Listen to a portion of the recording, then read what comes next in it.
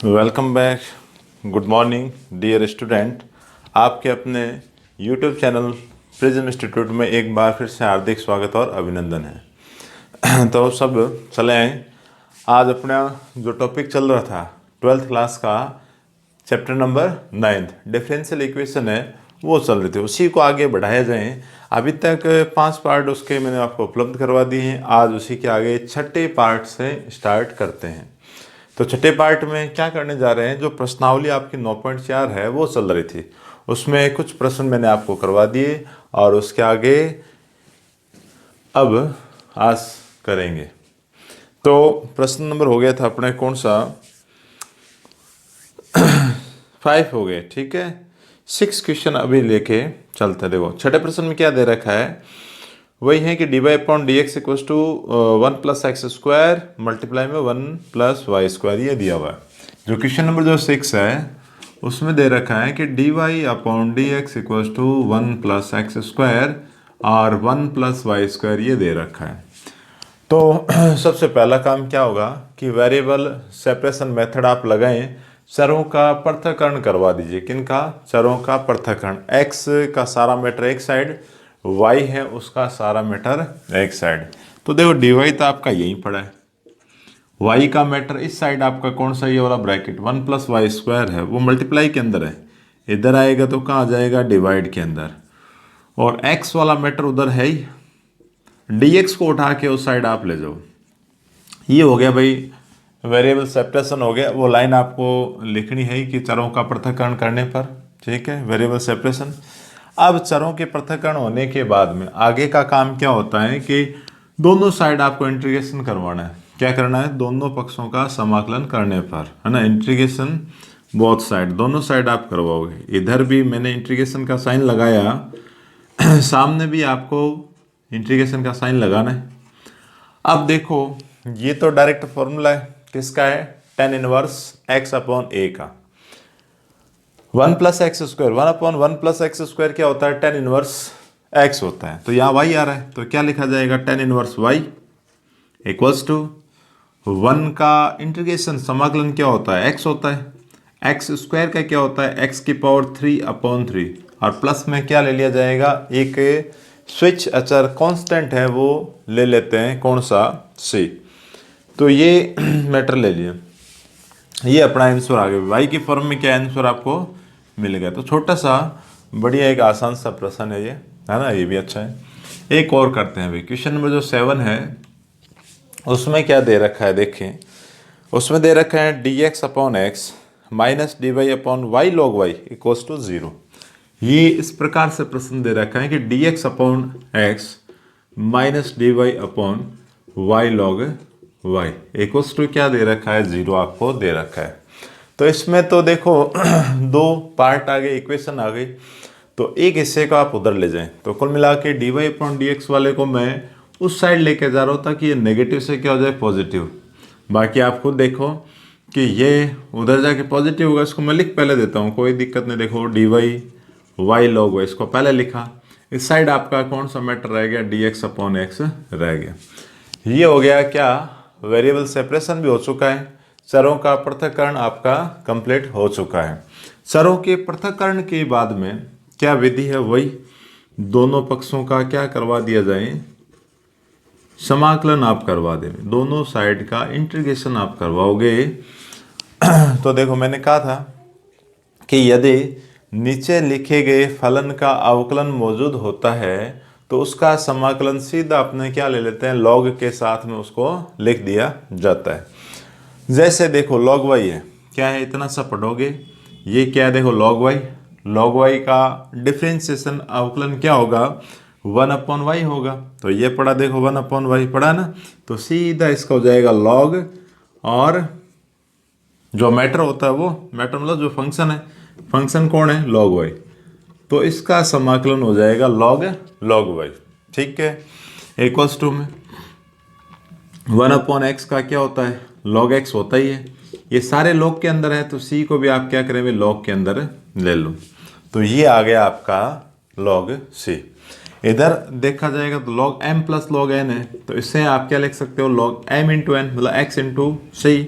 ये आपका हो जाएगा log log y आ गया। दोनों साइड से log को हटा दें तो बाहर वाला log तो कैंसिल हो गया, अंदर वाला रह गया कि log y equals to x c आया। क्या है? एक्स सी आया। यहाँ से फिर log हटाओ तो यहाँ से जैसे log हटेगा तो यहाँ तो रह जाएगा y। log हटते ही सामने का मैटर है वो e की पावर में चला जाता है। अब ये जो x और c है इनको आप अलग अलग करवा सकते हैं। ठीक है, कैसे लिख सकते हैं कि e की पावर x इंटू ई की पावर c। जो e की पावर c है ना, इसको आप एक नया वेरिएबल लिख लें ताकि और सुंदर लगेगा थोड़ा सा। मान लेते हैं e की पावर जो c है ये सारे कांस्टेंट है, उसे आप a मान लो तो कुल मिला के नई इक्वेशन आ जाएगी y। ये तो हो गया आपका a इंटू ई की पावर x। तो ये आपके डिफरेंशियल फलन आपका आ गया किसके द्वारा? अवकल समीकरण का व्यापक हल आपको मिल चुका है, तो उसका सॉल्यूशन अपने को मिल गया।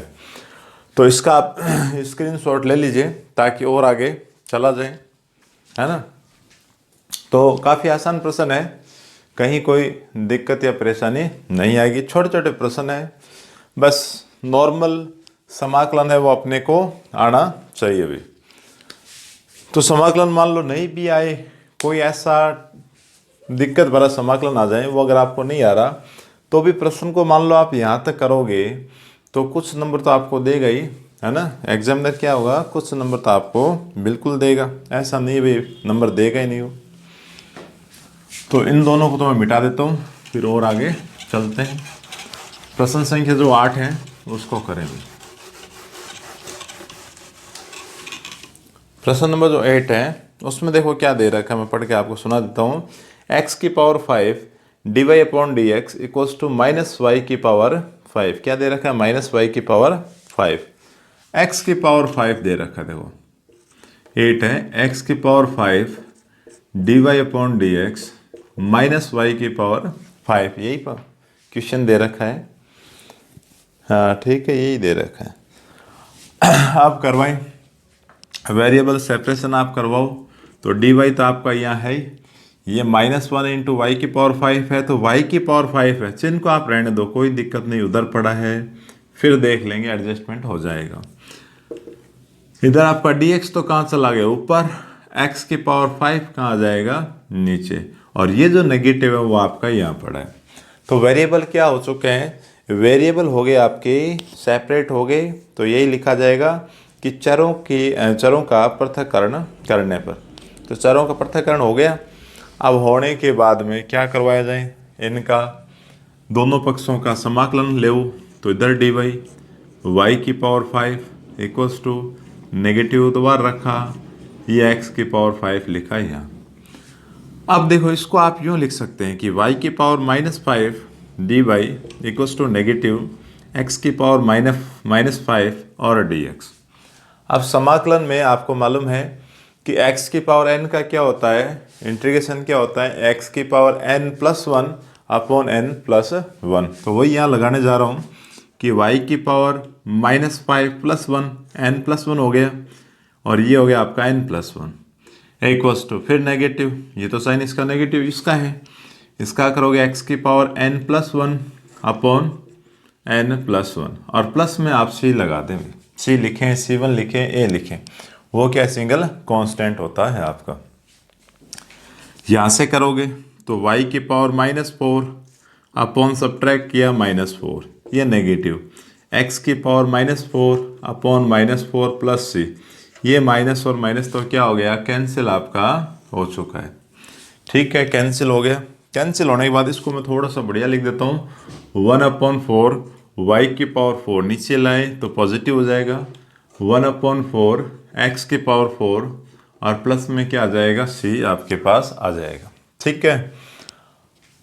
अब देखिए यहाँ दो मैटर आ रहे एक काम करवाएं, ये जो 4 है ना, इसका एलसीएम बनाते हुए आप इसे ये लिख सकते हैं, x की पावर 4 प्लस 4c और -1/y की पावर 4। जो 4 है वो दोनों साइड से मैंने क्या है? कैंसिल कर दिया। इसका मतलब क्या है? कॉमन लिया है, फिर उसे कैंसिल कर दिया। ठीक है। तो अब इसको या तो भाई जो पावर है वो आप ऊपर लिख सकते हैं, उसे आप नेगेटिव की फॉर्म में लिख सकते हैं, या फिर पड़ा रहने दो, दो मैटर है, आप कैसे भी कर लें, ठीक है। तो या तो ये सारे ना उधर ले जाओ, एक साइड आप लिख सकते हो, एक इक्वेशन आ जाएगी, इसको भी आप वहाँ ले जाओ। तो एक काम करो, मैं इसको भी वहाँ ले जाऊँ, तो ये आएगा आपके पास 1/x की पावर 4 प्लस 1/y की पावर 4 और प्लस इसको कोई नया नाम C1 आप लिख दोगे। ये अपने मान के करवा लेते हैं कि 4C है ना, इसे आपने क्या ले लिया, C1 ले लिया, इसको अपने मान लिया। ठीक है, लेट करते हुए इसको लिख देना है कि 4C = क्या है, C1 है। अब ये थोड़ा नीचे अनटपटा लग रहा है, इनको ऊपर ही लिख दो वापस, x की पावर -4 y की पावर -4 प्लस C1 = 0। ये आपका आंसर आ चुका है। तो ये भी प्रश्न अच्छा ही है ना, ज़्यादा कठिन नहीं है। अब करवाएं इसका क्वेश्चन नंबर है जो 9 में क्या दे रखा है कि dy/dx = sin inverse x। Question number जो 9 है वो आपको दे रखा है। चलो इसका आप एक स्क्रीनशॉट ले लीजिए ताकि इसको मैं यहाँ से हटा दूँ, थोड़ा 9th हो सकता है थोड़ा बड़ा हो जाए, इतनी दूरी में आएगा नहीं। तो अब ले लेते हैं क्वेश्चन नंबर 9। तो इसको मैं मिटा देता हूँ, ये भी आसान ही है ना, आगे पीछे इनको लिखा है, सिर्फ इंटीग्रेशन बहुत आसान है। x की पावर n का जो फॉर्मूला है वो लगाया है और एडजस्टमेंट करवाया है, कुछ नहीं है। कांस्टेंट को आप C1 A B C D आप कुछ भी लिख सकते हैं, ज़्यादातर A और C की फॉर्म में लेते हैं। क्वेश्चन नंबर जो 9 है वो ले लिया जाए। क्वेश्चन नंबर जो 9 है उसमें क्या लिखा हुआ है, dy/dx = sin इनवर्स x है, ये मैटर आ गया। ठीक है, अब वेरिएबल सेपरेशन करवाएं। तो एक बार मैं भी लिख देता हूँ कि चारों का पृथक्करण करने पर वेरिएबल सेपरेशन ऐसा लिखना है। dy इधर पड़ा है, x वाला मैटर उधर है ही, dx को उठा के वहाँ ले जाओ। वेरिएबल क्या हो गए, सेपरेट हो गए। वेरिएबल सेपरेट होने के बाद का काम क्या होता है, दोनों साइड आपको इंटीग्रेशन करवाना है। तो इस साइड का इंटीग्रेशन क्या होगा, dy, इधर का इंटीग्रेशन क्या होगा, sin इनवर्स x और dx आ जाएगा। यहाँ कुछ नहीं लिखा, मतलब 1 पढ़ा जाएगा, तो 1 का तो हो जाएगा y। यहाँ दिक्कत आएगी, दिक्कत क्या आएगी कि sin इनवर्स x का जो इंटीग्रेशन है वो है नहीं। जब किसी फंक्शन का इंटीग्रेशन नहीं होता है तो उसमें क्या काम में लिया जाता है, u/v आपको काम में लेना पड़ेगा। u/v काम में लेने का मतलब हो गया कि यहाँ तो लिखो आप 1, जिसका इंटीग्रेशन नहीं है उसका तो करेंगे डिफरेंशिएशन। तो इंटीग्रेशन का साइन तो आप यहाँ लगाओ, किसका करवाया जाएगा, d/dx। साइन इनवर्स x का तो क्या करेंगे, डिफरेंशिएशन किया जाएगा। और जो मल्टीप्लाई में जो आपने क्या लिया है, 1 लिया ना, उसका आप क्या करवाएं, इंटीग्रेशन करवाएं भी।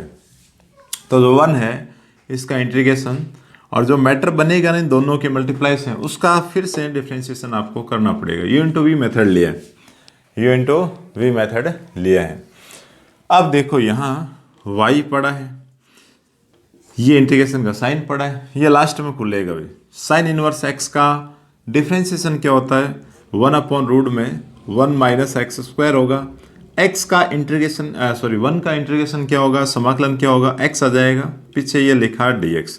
तो अब इनको आप मल्टीप्लाई करके उस फॉर्म में आप लिखोगे तो 1 का तो आप क्या लिखो, 1 × x तो क्या आएगा, x आएगा, और रूट में क्या लिखा जाएगा, 1 - x² और dx। यहाँ तक समझ आए, बिल्कुल कोई दिक्कत नहीं आनी चाहिए। अब देखो, जब रूट वाले को आप मानोगे तो रूट में क्या है, 1 - x² है, उसे यदि आप मानोगे तो कुल मिला के आपके पास क्या आएगा, अवकलन होगा, वो आएगा -2x आएगा। तो देखो एक तो माइनस नहीं है और एक 2 की कमी आ रही, तो एक काम आप कर लें, थोड़ा सा देखो एडजस्टमेंट तो आपको करना ही पड़ेगा। x है ये वाला, इसके साथ -2 आप मल्टीप्लाई में करो, तो डिवाइड वाले को कहाँ रख लेते हैं, बाहर, ये लो, -1/2 है, ये डिवाइड के अंदर रख दिया। ठीक है, और रूट के अंदर क्या आया, 1 - x² और dx आया। अब मान ले आप, क्या मान लो कि 1 - x² को आप क्या ले लो, t ले लो, t ले लिया।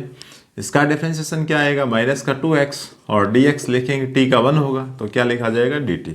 तो -2x dx तो क्या बन चुका है, देखो ऊपर वाला मैटर तो बन गया dt, रूट लगाया, अंदर वाले को आपने क्या लिया था t, तो क्या आ गया t आ गया। ये y आपका इधर चल ही रहा है भाई, y equals to -1/2 root t 1/√t। 1/√t का जो इंटीग्रेशन होता है, समाकलन होता है, वो क्या होता है भाई 1/√t का क्या होता है 2√t, क्या होता है 2√t। और प्लस में अब आप यहाँ c लगाओ, फिर से आप t की वैल्यू रख दो, देखो y इक्वल्स टू -2 से 2 कैंसिल, रूट के अंदर t की वैल्यू रखी जाएगी 1 - x², और प्लस का क्या आ जाएगा आपका c आ जाएगा। तो इस प्रकार से आपको इसका इंटीग्रेशन आपको करवाना है भाई। तो कुल मिला के ये सारा मैटर आपके पास आ गया। अब ये आने के बाद में अब क्या काम करोगे, अब क्या करवाया जाएगा। अच्छा, इसमें एक पार्ट यहाँ थोड़ा सा क्या है छोड़ दिया था मैंने, वो ध्यान नहीं दिया। u इंटू वी जब आप लगाते हो तो इसमें पहले फंक्शन को क्या होता है बाहर रखना होता है ना, फिर दूसरे का समाकलन आपको करवाना होता है। देखो दिक्कत ये यहाँ आ गई, थोड़ा सा मैंने इसको एक हिस्सा इसका छोड़ दिया भाई। तो कुल मिला के ये y आपको यहाँ लिखना है। एक मिनट, ये इसको मैं मिटा दूँ क्या, पूरा मिटाने से दो ये गड़बड़ हो जाएगा, पूरा नहीं मिटाएं, इसी को एडजस्टमेंट करवा लेते हैं। एक मिनट इसी को करवा लेते हैं। देखो इसमें होता है जैसे साइन इनवर्स x को बाहर रखा जाता है, देखो ये सॉरी यहाँ गड़बड़ हो गई मेरे हाथ से, और ये 1 है, इसका इंटीग्रेशन होता है फिर माइनस, फिर होता है ये सारा मैटर। तो ये कुल मिला के जो आपके पास है ना 1 का x आ जाएगा, साइन इनवर्स x आपका पड़ा ये नेगेटिव, मतलब ये थोड़ा सा आगे आपको लिखना पड़ेगा इसका, x साइन इनवर्स x और नेगेटिव ये माइनस का ये माइनस, और वो माइनस आप लेोगे ना उस समय ये पॉजिटिव हो जाएगा। तो इधर ये लिख देंगे सिर्फ कि y equals to x sine inverse, negative और नेगेटिव क्या आ जाएगा पॉजिटिव आ जाएगा। तो थोड़ा सा देखो बाई मिस्टेक हो गई, मैंने देखा नहीं कि साइन इनवर्स x और ये पॉजिटिव, फिर ये आपके पास आ जाएगा y equals to x sine inverse x, ये पॉजिटिव। तो कुल मिला के ये ऐसा आ जाएगा। बस ये आंसर आ चुका है, कुछ नहीं है, वो मैंने क्या है जल्दबाजी में देखा नहीं। और u इंटू वी करवाते हैं तो पहले जिसका अवकलन नहीं है उसे तो कहाँ रखते हैं बाहर, फिर जो 1 है उसका करवाया जाता है समाकलन, फिर माइनस समाकलन का चिन्ह, जिसको बाहर रखा था उसका अवकलन, और समाकलन वाले का समाकलन करवाया जाए, और जो मैटर बनेगा उस पूरे का क्या एक बार फिर से समाकलन करवाया जाएगा। तो ये हिस्सा मैंने क्या थोड़ा सा छोड़ दिया था, तो इसको आप एक बार फिर से देखना, एक बार स्क्रीनशॉट तो आप ले लीजिए ताकि इसको आप खुद एक बार करके देखें। बाकी समाकलन आपको आ ही रहा है, उसमें कोई दिक्कत आपको आने वाली है नहीं। मेन तो वही था कि वेरिएबल सेपरेट किस प्रकार से करवाए जाएं, वेरिएबल सेपरेशन का मेथड है वो किस प्रकार से लगाया जाए। अब और आगे चलते हैं, क्वेश्चन नंबर जो इसका 10 है वो ले लिया जाए भाई। प्रश्न संख्या जो 10 है वो ले लेते हैं।